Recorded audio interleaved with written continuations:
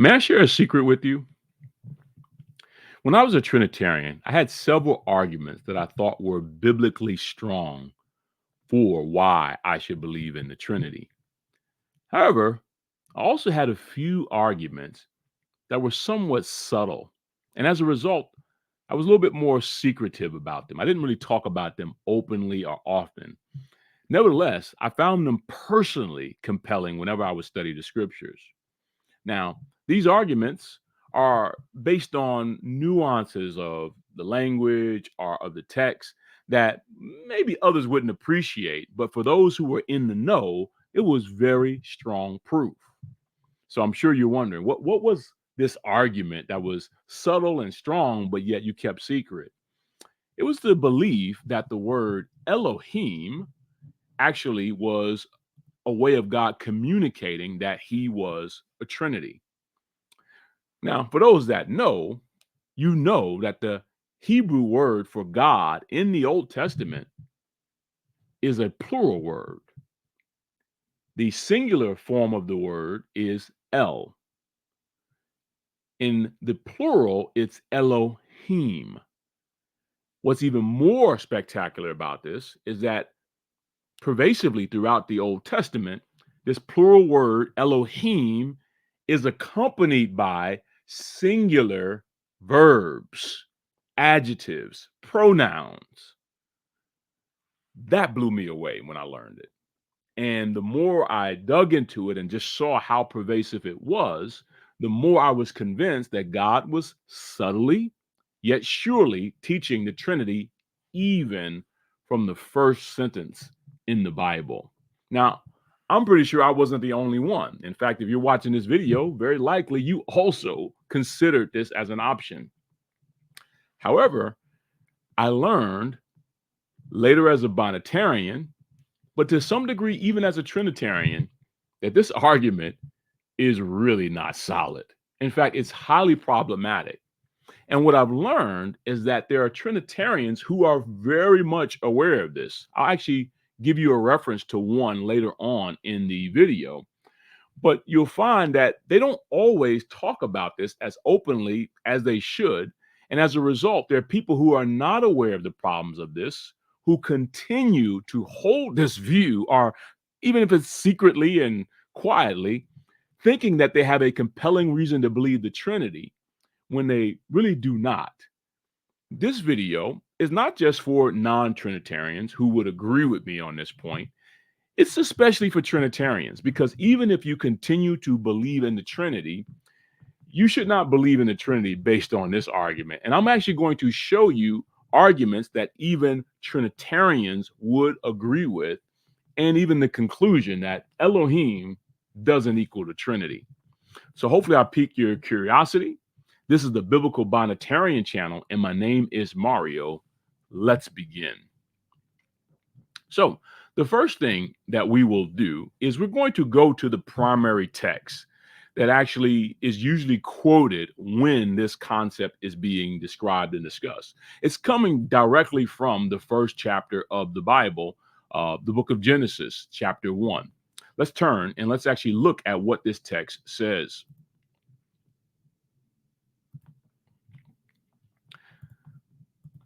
Now, one of the reasons why this text is very often used as the passage to convey this point is because it's so familiar and it's the first verse of the Bible. I mean, that kind of adds to some of the impact. But here in Genesis chapter 1, verse 1, it says, "In the beginning, God created the heavens and the earth." And you say, okay, so far that's straightforward. Now, here I'm using the Blue Letter Bible website. So all of you have access to this, and I'll show you how you can use it to actually see not only the points that we're making about Elohim, but why this is not a great argument. So if you click the tools next to this verse, and I'm using the ESV, and you scroll down and you see the interlinear with Hebrew, and obviously Hebrew here is read from right to left, and you can actually go through each word and it gives you the parsing for each word. But to make it more accessible for a wider audience, I'm actually going to click this little reverse in line. And this feature allows you to actually read it in English order from left to right and see the parsing for each word in English. Okay. So familiar verse, in the beginning, God created the heavens and the earth. Okay. And you'll notice here for God, it's the word Elohim. Okay. Now, that him ending in Hebrew signifies a plural almost always. And if you click the parsing on this, you'll actually see that it's a noun, common, masculine, plural, absolute. Okay. So it's plural. Amazingly, the word next to it is the verb created. In the Hebrew order, it's actually reverse, but for our purposes, this works. Bara, for created. And if you click the parsing on that, you'll notice that this is actually a verb that is singular. In other words, he created. In the beginning, Elohim, which is plural, that's God, he created.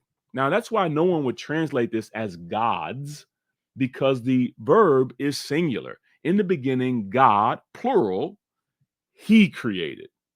Now, you could probably see why this is a very compelling argument, that many people would see that and say, right there, I mean, you got plurality and unity in the first sentence of the Bible, Trinity. And in fact, if you keep scrolling, let's go down to verse 3, which is a very familiar verse. And God said, let there be light, and there was light. Same thing. You click the interlinear, we'll scroll down and we'll hit the reverse interline, parsing. And then you go through, you say, then God, Elohim, that's plural, said. And once again, it's singular. He said in the beginning, then God, he said, let there be light. Plural with singular. And it's pervasive all throughout this chapter. In fact, it's pervasive all throughout the Old Testament. Now, you got to say, okay, Mario, I could see why you believe that was a compelling argument for the Trinity when you were a Trinitarian. And man, I'm curious to hear why it's not a compelling argument for you anymore. Well, I'm going to actually give you five arguments for why you really should not rely upon this to support your beliefs as a Trinitarian or as a non-Trinitarian. Let's get into it. So, after reading that text, let's actually go and walk through these 5 arguments. The first argument that I want to put before you is this.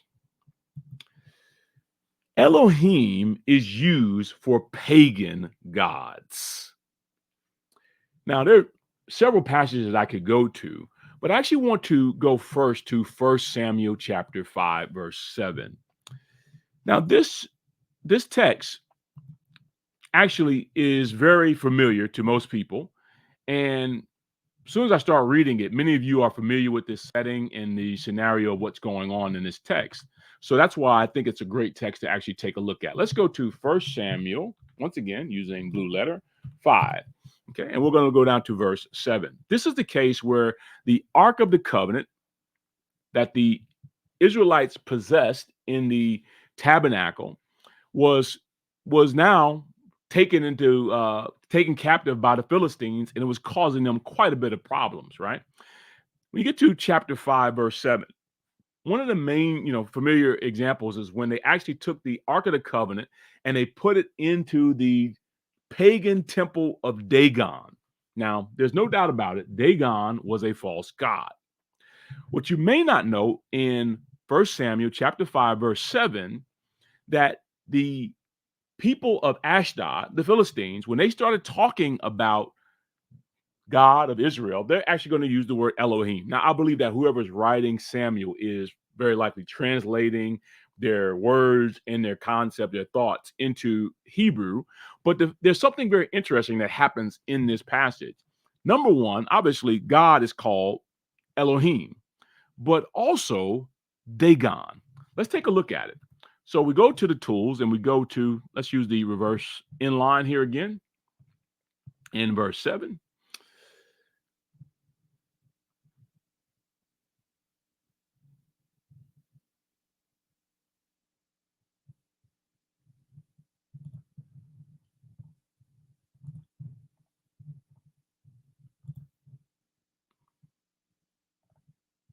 Okay. So when the men of Ashdod saw that it was so, they said, the ark of God, notice Elohim of Israel. So they're talking about the God of Israel, Elohim of Israel, must not remain with us. for his hand, right? And notice his hand is singular, right? Is severe on us, right? So his hand is severe on us, and their hand and severe are singular, and it actually goes along with the Elohim. That's plural, right? But notice what they go on to say is severe on us and on Dagon, which is singular, our God. And that's Eloheinu, which is plural. It's the plural form of Elohim. You see that in this actual interlinear. In other words, whoever wrote 1 Samuel in chapter 5, verse 7, not only referred to the God of Israel as Elohim, he also said that the Philistines view Dagon, their God, as their Elohim. And Dagon is singular.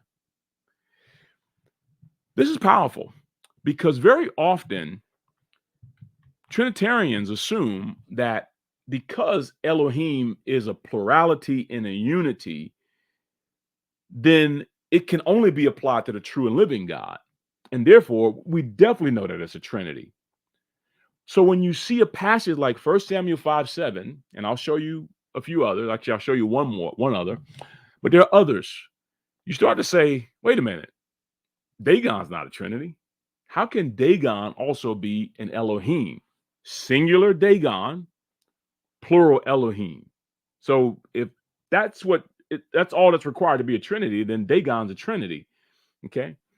Now let's go to another text. And this one, in my opinion, is even stronger. Okay. This is in 1 Kings chapter 11. And this is even stronger. This is following the fallout from Solomon's disobedience in multiplying wives, not only multiplying wives, something he should not have done, but concubines. And to add insult to injury, these were foreign women who served foreign gods, and they turned his heart away. It actually says that in verse 3, and his wives turned away his heart. But if we scroll down to verse 33, 1 Kings chapter 11, verse 33, this is where God is basically saying, hey, you know what? I'm going to divide up the kingdom because Solomon is not walking in the ways of David. And he gives the reason why that he's going to divide the kingdom. And he says in chapter 11, verse 33, and let's actually bring up the interlinear, and I'll make it reverse inline so you can read it in English order. This is what God says. And he talks about his people here. He says, because they have forsaken me, okay, and have worshipped Ashtaroth. Now, we know Ashtaroth is. Ashtaroth is a false goddess, okay, of the Sidonians. And God actually says that. Ashtaroth, the goddess of the Sidonians. Now, what you may not know in English, but it's very clear in Hebrew, is that Ashtaroth, the goddess of the Sidonians, is plural. Now, he's talking about a single individual deity, Ashtaroth. And it's a proper noun, and it's singular, and it's combined with the word Elohim. In fact, it's the same word that's used for God himself just a few verses earlier in this very same chapter. The exact same form, inflection, everything. The goddess, the Elohim of the Sidonians. But he goes further. Chemosh, that's singular, proper noun, the God, and in the Hebrew, it's the word Elohim of Moab. And Milcom, that's singular, the God, Elohim of the sons of Ammon. And they have not walked in my ways, doing what is right in my sight. Now, what is profound about all that is that this is actually God speaking. So it's not like, hey, maybe the Philistines in Ashdod were kind of like, using some language that was similar to the Hebrews. No, here God himself is describing the other deities as the Elohim of those nations. And in fact, right before this, he describes himself as the Lord, the Elohim of Israel in verse 31. It's the exact same form as used in verse 33. This is profound because this is God using the same word, Elohim, not just for himself, but also for false pagan gods. So if you were to ask me, based on this, does Elohim equal Trinity? Well, this argument alone would actually seal the deal. The answer is no, because the whole logic falls apart. It means God, but it doesn't mean plurality. Okay. And we're going to talk about what it actually means. But this actually shows you that you cannot use this argument in good conscience and say that this teaches the Trinity. Let's go further. So, number two. So, what do these plurals mean? Well, it's very clear that plurals may indicate intensity. They may indicate intensity. Let me explain. In most languages, including English, what you have is two types of numbers for nouns. You have singular and you have plural. That's it. Those are kind of like the two categories. However, in Hebrew, you have a third category: singular, plural, but also intensive plural. And it's as if you kind of combine those two categories of singular and plural.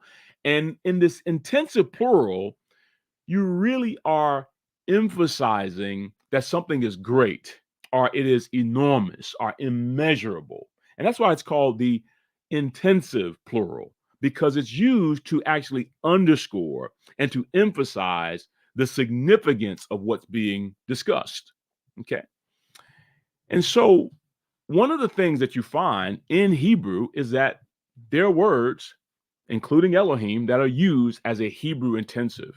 Now, one of the things I'm actually going to recommend, I won't walk through it now, but I'm actually going to recommend an article that I think that you guys should all read. I'll have the link in the description. And this article is written by a oneness linguist and classicist, and his name is Clayton Killion Jackson. And he has a blog, the lectionary blog, where he actually goes through and talks about this intensive plural. Now, he's oneness, so he's apostolic, and obviously he's non-Trinitarian, so he has a vested interest in making his case here. But it is a compelling case. Like many things on his blog, he really does a great job making a case from scripture and from the original language. If you read it, you will find it compelling, especially from the examples that he gives.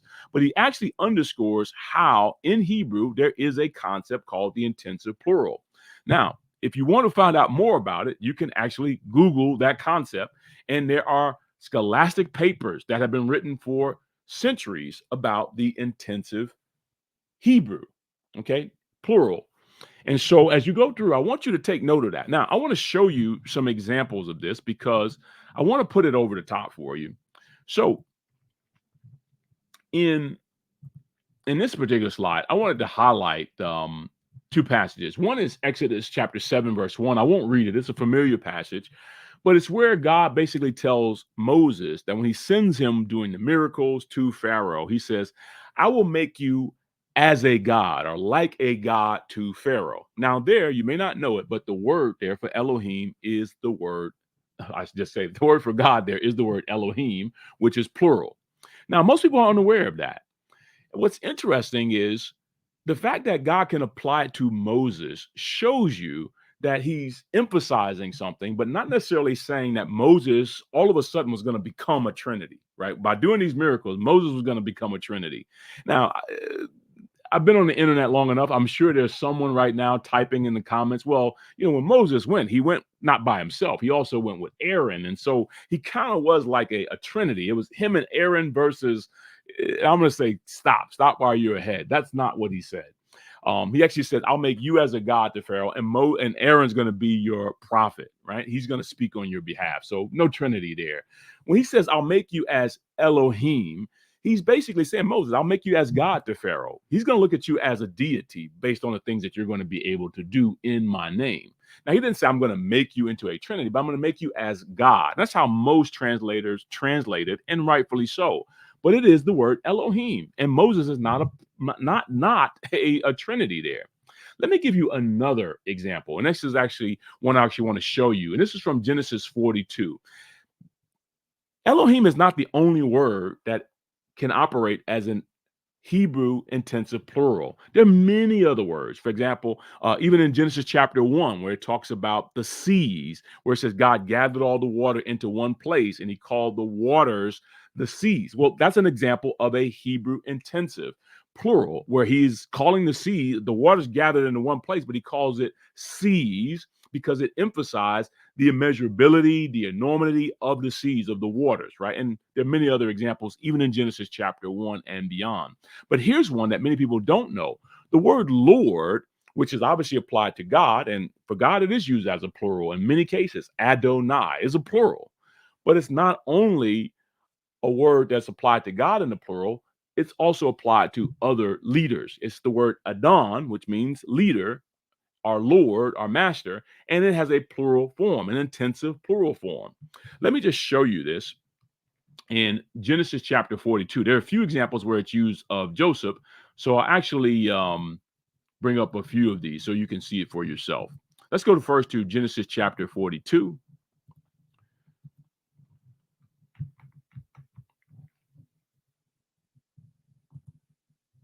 And here's verse 30. Now, this is the whole episode where the Joseph is testing his brothers. And in this particular case, they went back and they have to come back now with their younger brother, Benjamin. They don't want to do it. And this is what they're explaining to their father, Jacob. And this is what they say. They say, the man, the Lord of the land, spoke roughly to us and took us to be spies of the land. Now, they're talking about Joseph. They call him the Lord of the land. And it makes sense that title being applied to Joseph. When you look at the actual Hebrew text, okay, and you look at this particular word, all right, it says the man, the Lord of the land. Now, here's what's amazing. The man is actually singular, right? Ish. It's singular. It means the man singular. The Lord, Adon, standard word for Lord, but here it's plural. In fact, when you bring up the parsing, you'll see that it is a plural noun. The man, the Lord of the land, spoke. Okay. Now, what's interesting about this is when it says he spoke, it's also singular. Okay. So here's a great example. It's like Genesis chapter 1, verse 3. Elohim, he said. Well, the man, the Lord, plural, of the land, he spoke, singular. Okay. And also it gives a few other and took, and took us as spies, took us for spies. That's an example of an intensive. They're not saying that Joseph is a Trinity, right? And I know it, and by the way, I've been around long enough. There are some people who are going around saying that we're all Trinities. I'll have to do a separate video for that. That will blow your mind. Unfortunately, it was a view I also used to hold as a Trinitarian, but that would be too much for this episode. No, what some people you can't say that here Joseph being called the Lord of the land is a Trinity. It's a Hebrew intensive plural. He's the Lord of the land, right? It's signifying his greatness in his title. Okay, that's one case. Here's another case in Genesis chapter 44, and this is in verse. Actually, let's bring this up. Verse 8. And these are the brothers. Now Joseph set them up.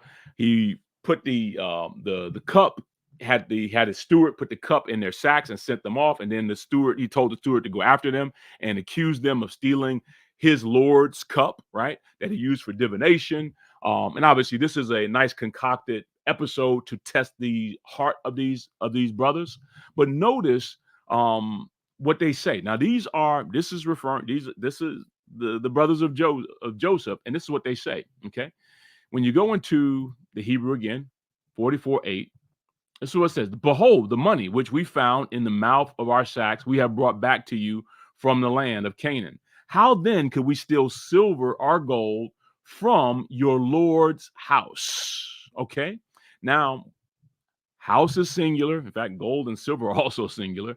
But your lords is plural. And it's not because in English we have the apostrophe S for possessive. No, in Hebrew, it's the word Adoneka, which is from Adon, and it's the plural form of lords, the intensive plural form. Now, there are many other examples. In fact, if you ever went to Blue Letter Bible, and I'll just actually bring up Adon, right? And a lot of people, you'll use Blue Letter Bible. Here's an example where you look up lords, and in this case, I'm looking up the Hebrew word Adon, and you'll see it's used singular for Lord and Master. It's also used plural for lords, where it shows the plural form. But if you keep scrolling down, you'll see where it says elsewhere, intensive plural of rank, Lord, and Master, meaning it can be in plural, but then be an intensive plural. And then it gives examples, lots of examples. It's used of Elisha when Elijah was used of Elijah when Elisha is being told, by the way, your master is going to be carried up to heaven by Yahweh. And that word there is plural for describing Elijah.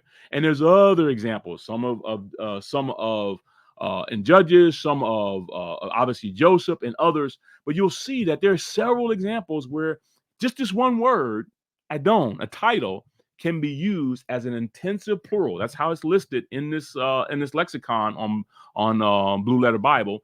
I believe it's Thayer's. I got to double check, but I believe it's Thayer's. But it's an intensive plural. And that is used of people who are not Trinities and other scenarios. Okay. So the point, just to go back to my point that I was making here. All right. Plurals may indicate intensity. Okay. And so to answer the question, does Elohim equal Trinity? Based on these two arguments already, the answer is no. Let's continue. They get better. Number 3. Now, it goes without saying, Trinitarians are aware of these points, especially those who have studied are aware of these. But Mario, there's one thing that you have not mentioned that as a Trinitarian, this would be just the perfect combination. In Genesis chapter 1, verse 26, after God had made everything else, God makes man and woman in his image. And it's famous. He says, and God said, let us make man in our image, in our likeness, and let them have dominion. And then you see that God, and it says God, he created man, created male and female in his image. In the image of God, he created them, male and female. He created him, male and female. He created them, and he gave them dominion, right? So you have God speaking, and you can see that you have the singular verbs applied to God. Create is singular, and then you have the plural, Elohim, but you also have God using now the statement of let us make. Now that combined with Elohim right into chapter 1 of Genesis, Mario, that's Trinity. That's Trinity, right? And usually that's combined with the argument, well, we know that God did not make us in the image of angels or others. It had to be in God's image. In fact, we're told right there in that verse, in the image of God, he made him. Male and female, he made them. Now, that was usually the combination that I used when I was defending this argument. However, it is not a great argument either. Okay. And I'm going to I'll explain to you why. There's so much that we could say on this point that I'll attempt to just keep it limited. But the first thing I want to say, and this is where you have to begin to study much more deeply. In the Bible, absolutely, God has a few places where he uses the plurals. Let us, right? You see it even in Genesis chapter 3. Man has become like one of us, knowing good and evil. You see it in Genesis chapter 11, where God says, hey, let us come down and confuse their languages. Or in Isaiah chapter 6, where Isaiah gets that great vision, and you see God say, hey, who will I send? Who shall go for us? Okay. Now, those are the common ones. Those are usually the top ones that are mentioned. So, okay, I understand it completely. Here's the problem. Increasingly, even Trinitarian scholars are saying you really can't use that for an argument for the Trinity. And the reason is that in the Bible, we have examples of this type of language. It is the counsel of collaboration.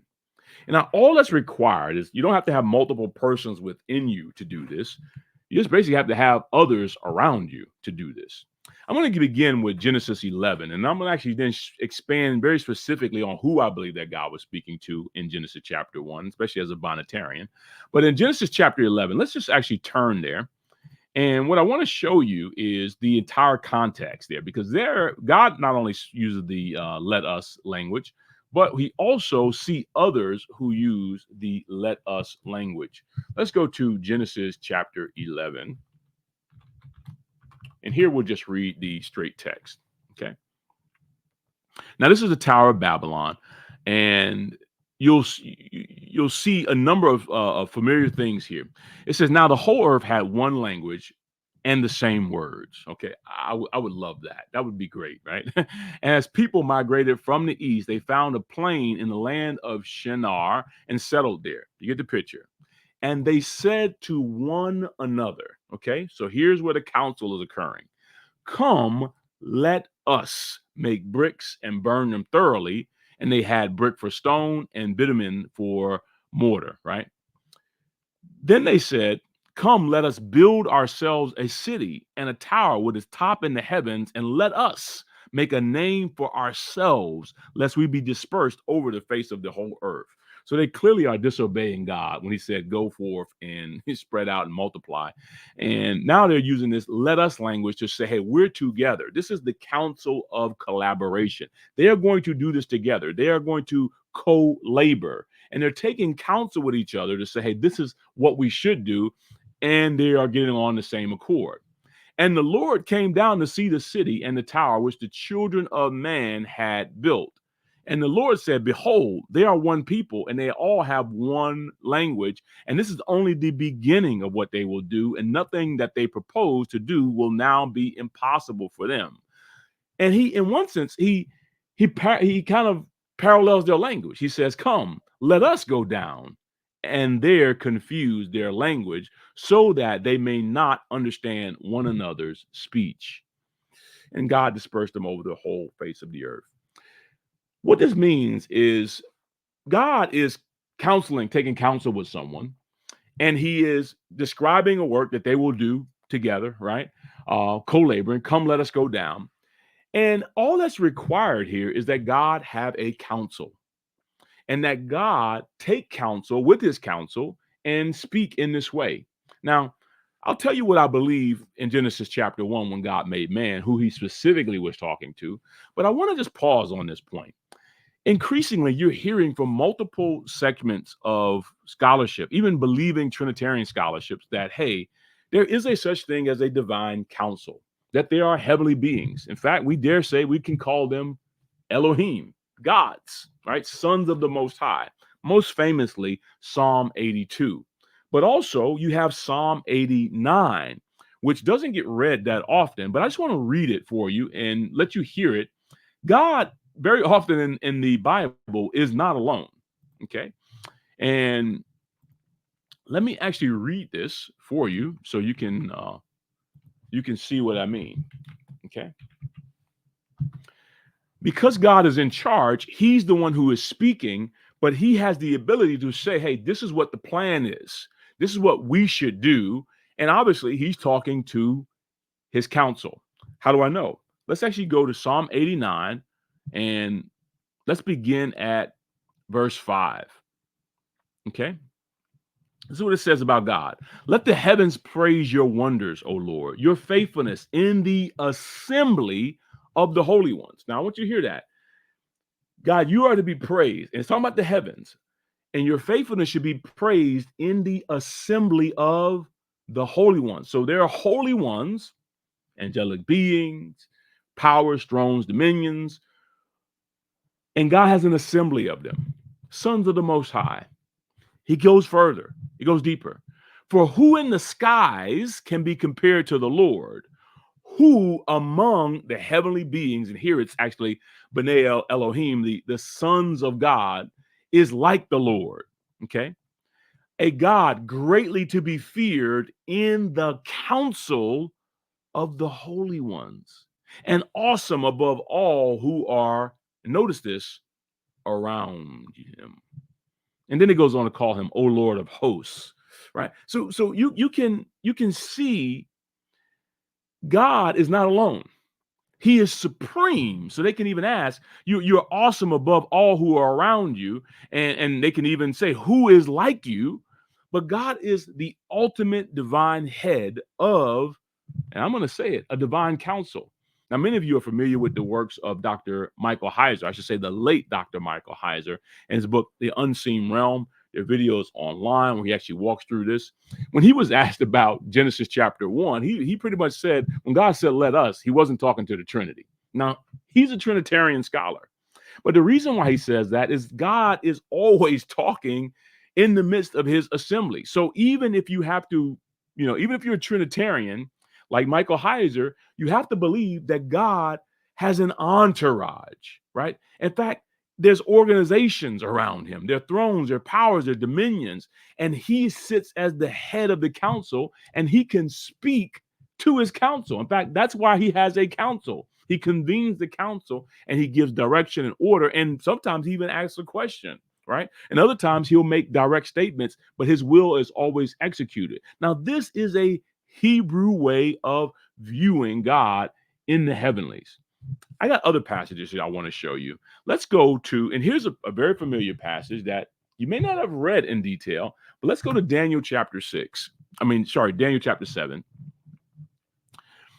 And this is Daniel describing the visions that he was seeing with the beasts, and obviously they represent kings and kingdoms that were coming. But then I want you to see this one about the Ancient of Days. This is very powerful. We sometimes read through this and don't pause and take it all in.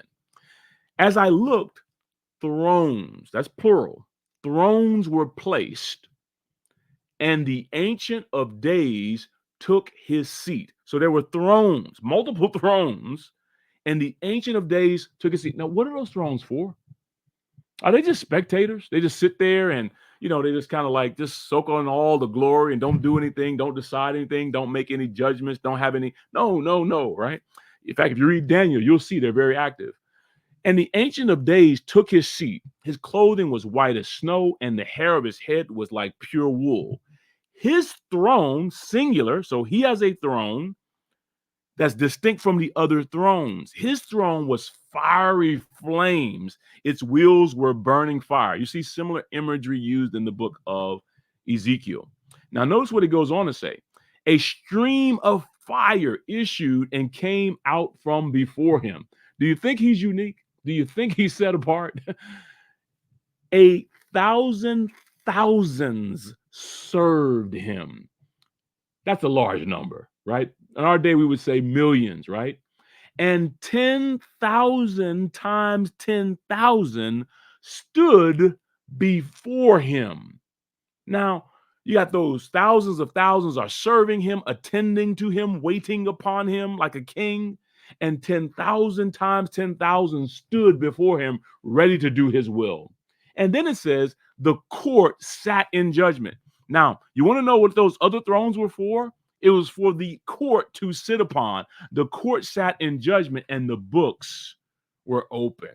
Okay? This is amazing text, right? Now, obviously, later on, all Binitarians love the next verse 13, where it says, I saw in the night visions, behold, with the clouds of heaven, there came one like a son of man, and he came to the Ancient of Days and was presented before him. Okay? Now, I want to point this out. God's got an entourage, more innumerable, more expansive, more breathtaking than anything you can imagine. And he sits as supreme head over this council. So if in Genesis 1, God wanted to say, let us do this or let us do that, same thing in Tower of Babel, let us come down. He's got a whole entourage of folks to talk to. Now, I'm going to go one step further. As a Binitarian, when I get to the New Testament, we are told that there is someone who's supreme, who is the image of God, who was the one through whom God made all things, right? He was the agent and image bearing heir of God, through whom God made all things. That's the Lord Jesus Christ. Now, there are many passages that we can go to. John chapter 1, verse 1 through 3, Hebrews chapter 1, verse 3, Colossians chapter 1, verse 15 to 18, 1 Corinthians 8, verse 6. But these all teach that Jesus was with him, and without him, not anything came to be that ever came to be. Anything was made that has been made. So that means us, people, were made through Jesus Christ. And when God said, let us, God, who is the ultimate divine head, the Father, could have been speaking to his son. Let us make man in our image and in our likeness and let them have dominion. And therefore, when Jesus comes, he comes in the form of a human because a human is the image of God and Christ himself is the image of God. No Trinity required. Okay. Now that's the position that I take, but at the very least, you have to acknowledge that God wasn't alone. Let's continue. One of the other verses that I would go to is Hebrews 1 verse 3 as another example in the New Testament where you see God very clearly describing the Son as the radiance of the glory of God, the exact representation of his being, his image, right? Through whom he made the worlds, right?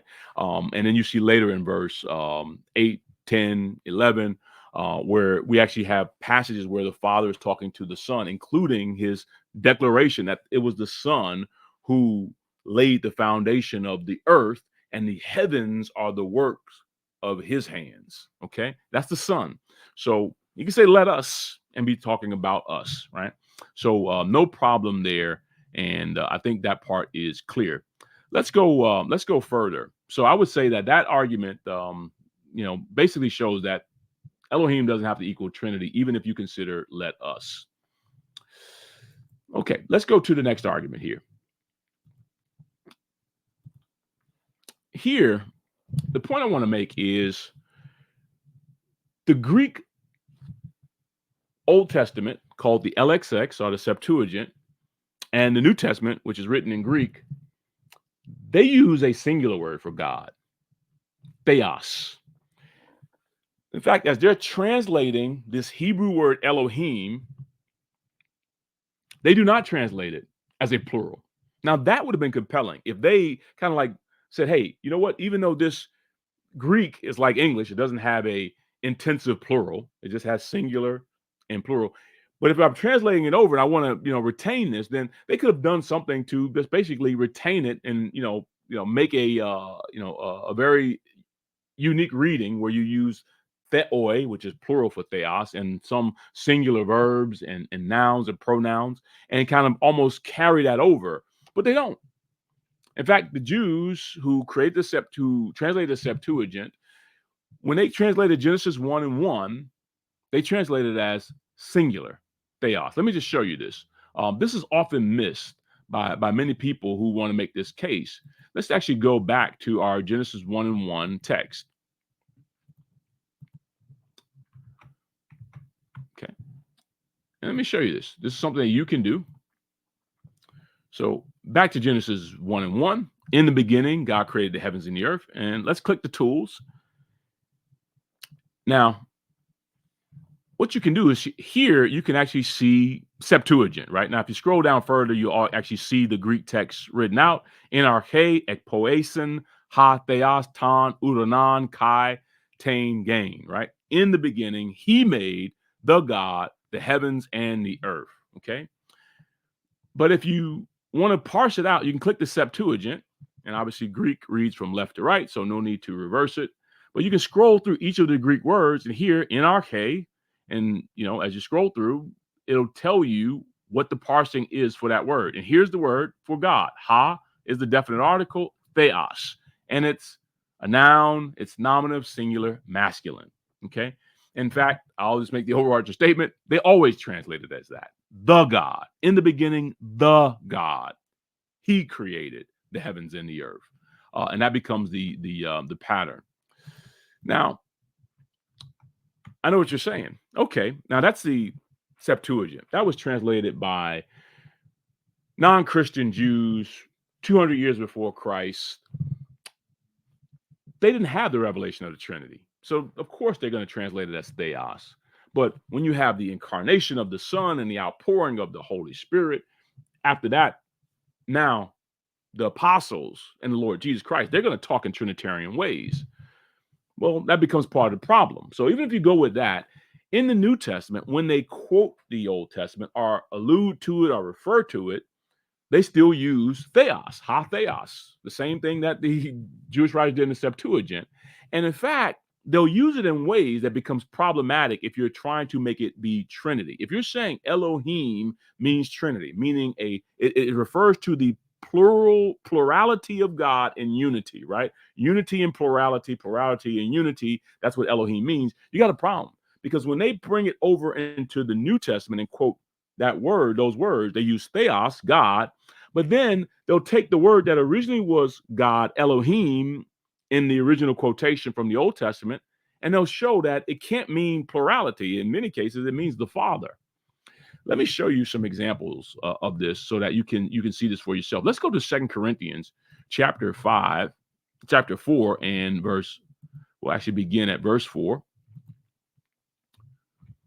So 2 Corinthians, let's bring it up.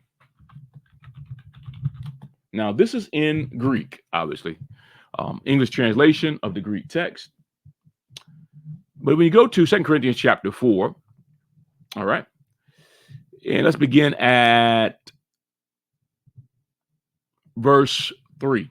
And even if our gospel is veiled, it is veiled to those who are perishing. In their case, the God of this world, most translators believe that's Satan.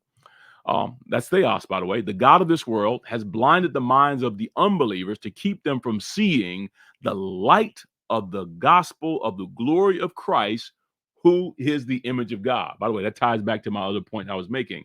God said, let us make man in our image. At the very least, he could be talking to his son, right? Because the son is an image bearer, and we're image bearers created in his image. And we know that Jesus was the one through whom God made the world. It says, for what we proclaim is not ourselves, but Jesus Christ as Lord, with ourselves as your servants for Jesus' sake. Notice, we proclaim Jesus as Lord. For God, and this was interesting, and this has the same definite article, the God, like the Septuagint does in Genesis chapter 1, verse 1. For the God who said, let light shine out of darkness. Now, this is not a direct quote, but we obviously know that he's referring to Genesis chapter 1, verse 3. The God who said, let light shine out of darkness, has shone in our hearts to give the light of the knowledge of the glory of God, the God, in the face of Jesus Christ. Now, notice, if Elohim means the plurality of united plurality, then there's a problem here because it says that theos, that God, is the one who said it, and he did it in such a way that he brought light out of darkness. And he's the same one who has shown into our hearts to give us the light of the knowledge of the glory of the God in the face of Jesus Christ. So notice, Jesus Christ is the one whose face gives us the glory of God, the God who said. In other words, he's distinguishing the two, right? And I've often said, when you go through the Bible, especially the New Testament, when they ask who's the one God, the New Testament unanimously says the Father. Now, that's not to say that Jesus is not fully divine. I believe he was fully divine. He was with the Father before all things, and he himself was not made. I cannot say it any more clearly than what I have. And yet the Father is his ultimate divine head. The Father is his God, and the Lord Jesus Christ is his Son. And that's why very often they distinguish them between using the terms the God and the Lord. But it goes on, and actually I'll go to another text here. Let's go to actually Hebrews, right? You're talking to a Binitarian when he says, let's turn to Hebrews. Hebrews chapter 1, and let's go to verse 8. This is interesting. This is another case where the Father is talking about the Son in his exalted state. Now, Jesus here is called, O God. Most importantly, it's the Father who's making that reference. He doesn't say my God. He says, oh God, which is an honorific declaration. But of the Son, he says, your throne, O God, is forever and ever. The scepter of uprightness is the scepter of your kingdom. You have loved righteousness and hated wickedness. Therefore, God, your God, has anointed you with the oil of gladness beyond your companions. Now, when you look at this text, and obviously it's New Testament, so it's written in Greek. When you look at this text, you see very clearly that it's theos, right? The God, your God, the God of you, has anointed you above your fellows, right? Our companions. Now, what he's doing here is he's quoting from Psalm 45. And notice, it uses God here 3 times, okay? What's amazing is these are different references. If you read this in Hebrews, you clearly see that it's the Father saying to the Son, "Your throne, O God, is forever and ever." And he says, "Therefore, the God of you, your God." So the one who's on the throne, whose throne is forever and ever, is called O God. And then he has a God who has anointed him above his fellows, right? So verse 8 is Jesus, the Father talking to Jesus. And in verse 9, it's the Father talking to Jesus, but it's highlighting that he is the one who anoints him. Okay. Now, here's the problem. That's theos. All those are theos. When you go to Psalm 45, here's where the problem kicks in. When you go to that verse, it's about the Son.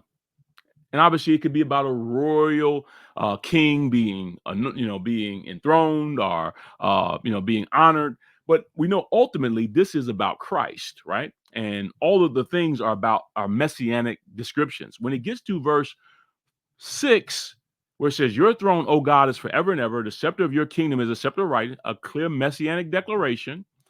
When you read it, you know what's surprising?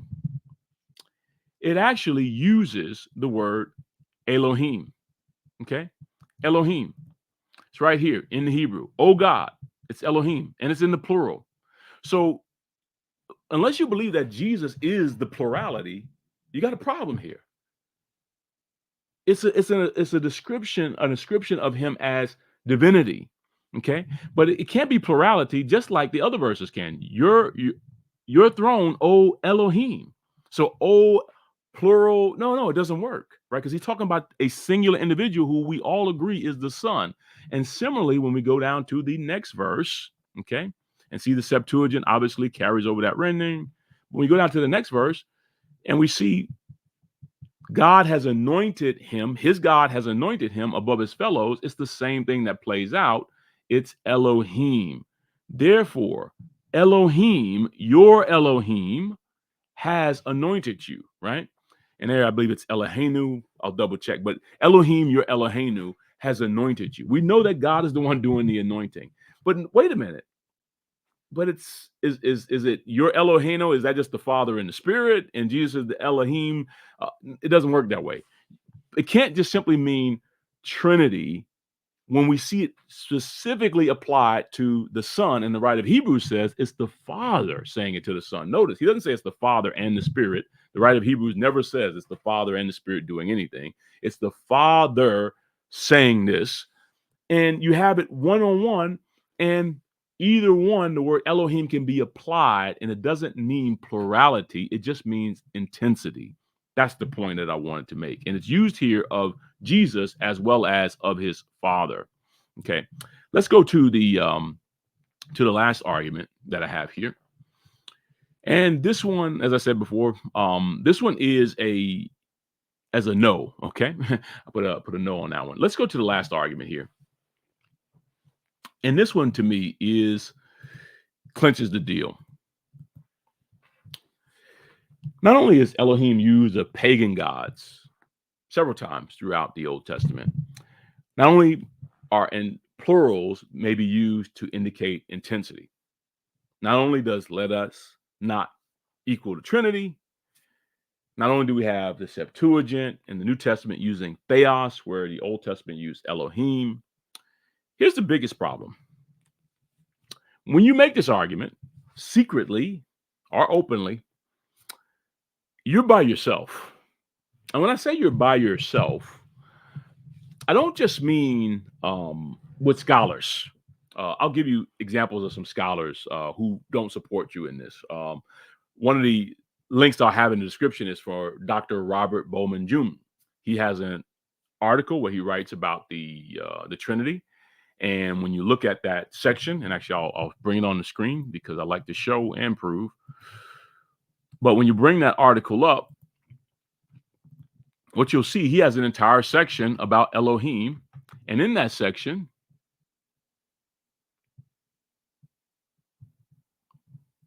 let me actually bring this up. Where is that article at? Okay. Yeah, it's actually on Bible Hub. And in this section on the Trinity, he actually goes through, he says, does the plural form of Elohim refer to gods or gods? He starts to walk his way through it. And he actually, he talks about how Elohim as a plural can be used in terms of conveying intensity. He says, most Hebrew scholars, and this is him writing, right? Most Hebrew scholars understand this use of the plural form Elohim for God to be an example of the plural of fullness, plenitude, amplitude. I like that. I like that plural of fullness, right? Immensity, intensity. It's immeasurability, right? And then he goes and he gives examples. In fact, he quotes some of the examples that I gave of why Elohim does not mean Trinity, right?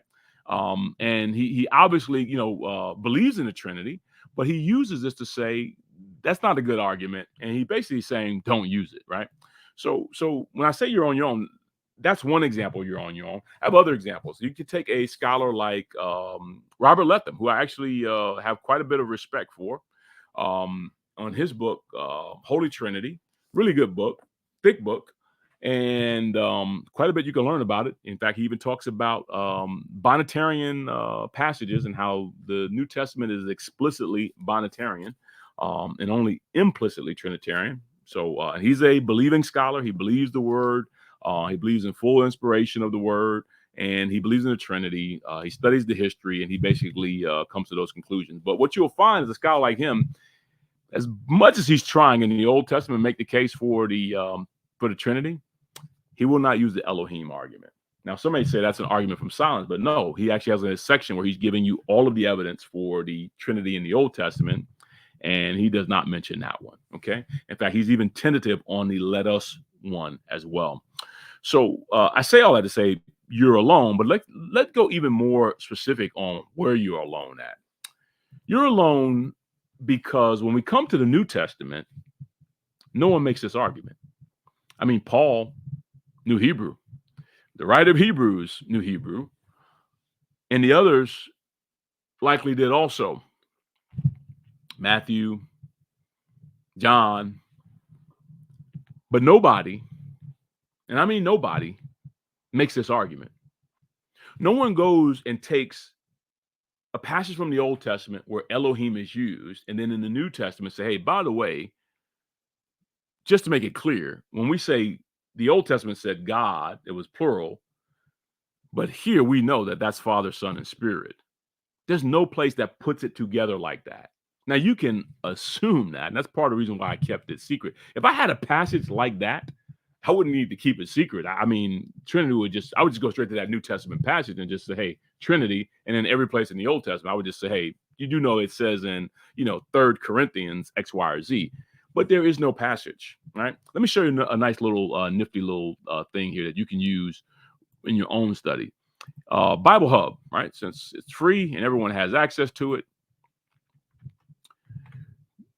you can actually go on Bible Hub, and I'll include this link in the description. And they have a section where they show you all of the citations where the New Testament quotes the Old Testament, not just direct quotes, indirect quotes, allusions, and some of them are like, very loose allusions, but they try to get as many as they can. So it's a good starting place if you want to go.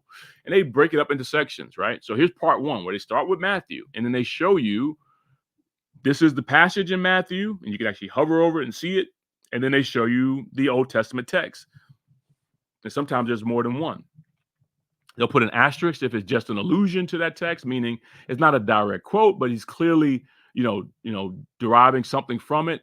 And they have other things where it's, typified language, or other things like that. And you can go through the entire New Testament, all of the books, all 27 books, and you can look at all of these.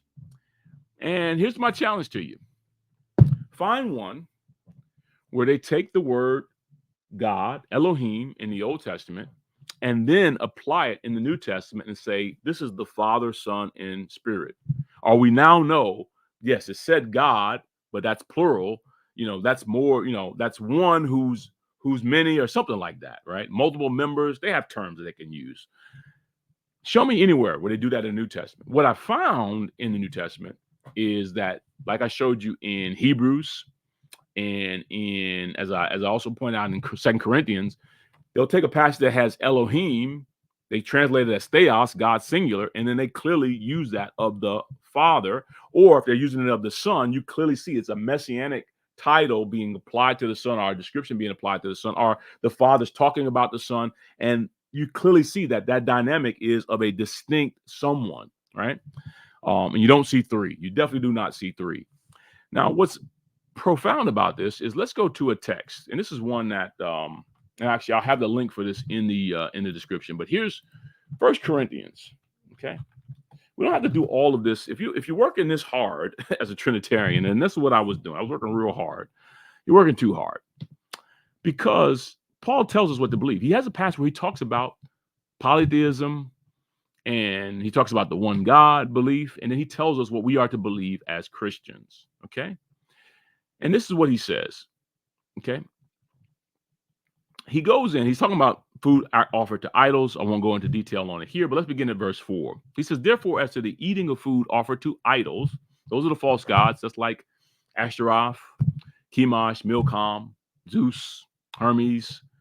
We know that an idol has no real existence. It does not exist. And that there is no God but one. You understand that? Then he says in verse 5, for although there may be so-called gods, now there's plural, theoi, right, in heaven or on earth, as indeed there are many gods, theoi, and many lords, kurioi, right? Now, that's powerful, because now he's equating gods in heaven and on earth with gods and lords. Lords is being used as a divine title, okay? But then he goes on, he says, and here's the contrast. So there's one God. Idols don't have any real existence. They're so-called gods in heaven and on earth, many gods, many lords. And that's what he says, many gods and many lords, yet for us. And here's the contrast. Yet for us, there is one God. They have many gods. We have one. Who is he? One God, the Father. That's who Elohim is. From whom are all things and for whom we exist. That's Genesis chapter 1, verse 1 and verse 26. And one Lord. Notice where Jesus comes in. This would have been the perfect point for Paul to bring up the Trinity. Yet for us, there's one God the Father, from whom are all things and for whom we exist. And one God the Son. That's all he had to say. Through whom are all things, and one God the Spirit, in whom are all things, and in whom we exist. And these three are one. And I would not have a biblical Binitarian channel. I would still be a Trinitarian. That's all it would take with one verse like that. But you don't have it. Instead, you have him saying one God, the Father. And that's what he associates with the Jewish declaration of there's no God but one. And that's what he contrasts with polytheism. By the way, the word poly is here. Poly is many, and gods is theoi. This is polytheism. And he says that's what they have, but we have one God and one Lord. And for Paul, the one God is the Father, and the one Lord is the Son. But the Son is not, he's not weak. Through whom are all things, and through whom we exist. Talk about Genesis 1. All things were made through him, and without him was not anything made. These prepositions are important. I don't have to invent a doctrine where now Elohim is multiple persons within one being. No. There's one God the Father and one Lord Jesus Christ. They've always been together. They've both been fully divine. The Son submits to the Father as his ultimate divine head, Father, and God. And the Father has no ultimate head or God over him, our Father. He is the ultimate, the one who sits in the council. And he has a Son who has been revealed, made manifest. And his Son now is above all of that council. And the council falls down and worships before him. And I tell you, we do also. I hope you enjoyed this discussion. Like I said, this is a topic that you see some people, talk about. But many of the Bible teachers are aware of these points, but they don't talk about this. And I believe that, hey, it's an interesting one, but I think that they should actually be much more explicit and say, hey, you know what? We know that Elohim does not, it does not mean Trinity. It doesn't mean, plurality and unity. That's not there. And there's more reasons that we can give, but these five are enough to make me say that no, Elohim does not equal Trinity. You have to go look somewhere else, even if you're a Trinitarian, but don't rely upon that. There's scholars like Bowman, even John Calvin, and his commentary on Genesis basically says, no, Elohim is not Trinity. And there are many other voices that you'll hear also support that view.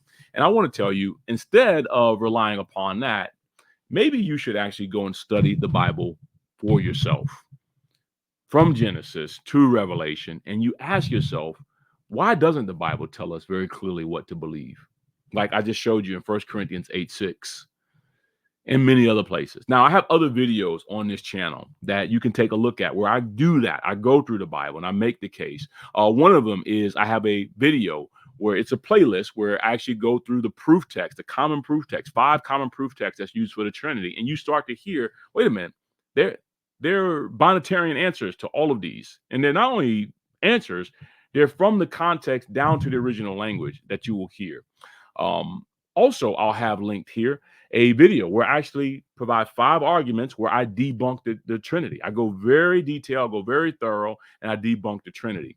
Click either of these links if you want to go deeper in your studies on this important topic without relying upon arguments that are secret and suggestive, but not substantive. As we say always, remember us in prayer and grace and peace ×2. Thank you for watching.